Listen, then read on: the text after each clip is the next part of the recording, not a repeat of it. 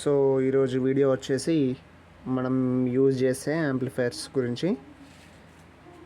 మనం బేస్లకు యూజ్ చేసేది ఎల్యాబ్స్ X7 and టాప్స్కి use చేసేది DJ801, ఇది స్పీకర్స్కి.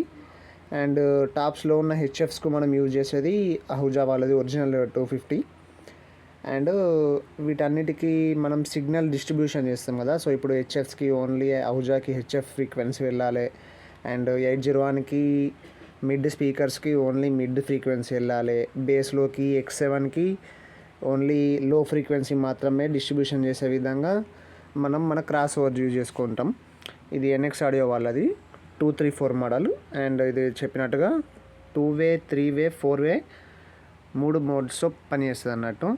ఇక్కడ మనం క్రాస్లో చూసుకున్నట్లయితే మనకు ఇక్కడ అవుట్పుట్స్లో మెన్షన్ చేస్తారు. ఇది వచ్చేసి లో అవుట్పుట్, ఇది వచ్చేసి మిడ్ అవుట్పుట్, ఇది వచ్చేసి హై అవుట్పుట్ అన్నట్టు.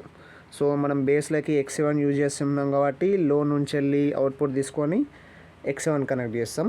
అండ్ మిడ్ వచ్చేసి మనకు స్పీకర్స్ కాబట్టి 801 అనేది కనెక్ట్ చేస్తాం. అండ్ హై అవుట్పుట్ వచ్చేసి హెచ్ఎఫ్స్ కాబట్టి మనం హెచ్ఎఫ్స్ రన్ చేసేది 250 మీద కాబట్టి 250కి కనెక్ట్ చేస్తాం. సేమ్ ఏదైతే ఛానల్ 1లో ఉంటుందో అది కూడా సేమ్ ఇక్కడే ఛానల్ 2లో ఉంటుంది. సో ఇలా మనం చెక్ చేసుకుంటే ఏమవుతుందంటే ఏ ఫ్రీక్వెన్సీ ఆ ఫ్రీక్వెన్సీ వచ్చేసి స్పీకర్స్ మీద లోడ్ పడకుండా వేరే ఫ్రీక్వెన్సీ సెంటర్ కాకుండా మంచి అవుట్పుట్ అనేది వస్తుంది అన్నట్టు పర్ఫార్మెన్స్కి.